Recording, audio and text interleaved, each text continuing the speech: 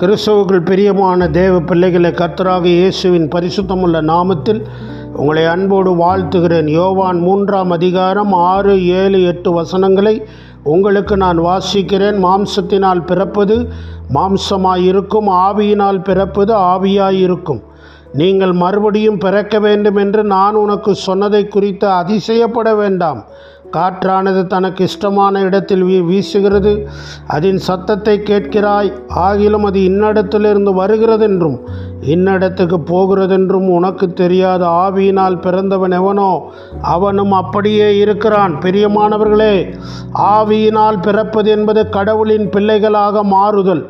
யோவான் 1ஆம் அதிகாரம் 1:12 வசனத்தில் இப்படி வாசிக்கிறோம். யோவான் 1:12, அவருடைய நாமத்தின் மேல், இயேசு கிறிஸ்துங்கிற அந்த பெயரின் மேல் நம்பிக்கை உடையவர்களாக யாரெல்லாம் அவரை தங்கள் மனதிலே வாழ்க்கையிலே ஏற்றுக்கொண்டார்களோ அத்தனை பேர்களும் கடவுளின் பிள்ளைகள் ஆகும்படி அவர்களுக்கு அதிகாரம் கொடுத்தார் என்று வாசிக்கிறோம். கடவுளின் பிள்ளைகள் ஆவது மனித சக்தியினால் அல்ல, மனித சித்தத்தினால் அல்ல, ஒரு புருஷனுடைய சித்தத்தினால் அல்ல.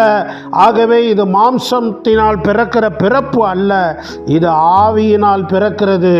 ஆகவே ஆவியினால், பரிசுத்த ஆவியினால் பிறப்பதுதான் ஆவியாயிருக்கும். நீங்கள் மறுபடியும் பிறக்க வேண்டும் என்று நான் உனக்கு சொன்னதை குறித்து அதிசயப்பட வேண்டாம்.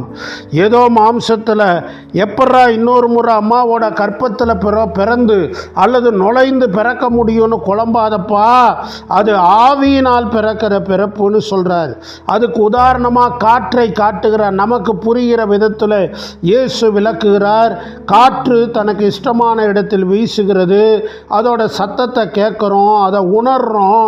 ஆனால் அது எங்கேருந்து வருது, எங்கே போகுதுன்னு நமக்கு தெரியாது. அதே போலதான் ஆவியில் பிறக்கிற பிறப்பும் அப்படியே இருக்கிறது. ஆவியினால் பிறந்தவனும் கடவுளுடைய ஆவியினாலே நடத்தப்படுகிறான். அதை மனிதர்களாலே கணிக்க முடியாது, மனிதர்களாலே விலை கொடுத்து வாங்க முடியாது, மனிதர்களாலே நிதானிக்க முடியாது. ஆவியினால் பிறந்தவன் கடவுளால் நடத்தப்படுகிறான். கடவுளுடைய ஆவியினாலே உற்சாகப்படுத்தப்படுகிறான், உந்தப்படுகிறான். ஆகவே மாம்சத்தில் பிறக்கிற பிறப்பு இந்த உலகத்தில் மனிதர்களாய் நம்மை தோன்றச் செய்தது. ஆவியினால் பிறக்கிற பிறப்பு கடவுளின் பிள்ளைகளாக நம்மை இந்த பூமியிலேயே மாற்றுகிறது.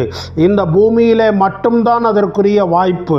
இந்த பூமியில் வாழ்நாட் காலத்திலேயே நம்ம இயேசுவை மனதார விசுவாசித்து அவரை உள்ளத்தில் ஏற்றுக்கொண்டு அவருடைய பிள்ளைகளாய் மாறலாம். அந்த செயலை நமக்குள்ளே நடப்பிக்கிறவர் பரிசுத்த ஆவியானவர். ஆகவே பரிசுத்த ஆவியானவரோடு இணைந்து நாம் தேவனுக்காக வாழ நம்மை நாமே அர்ப்பணிப்போம்.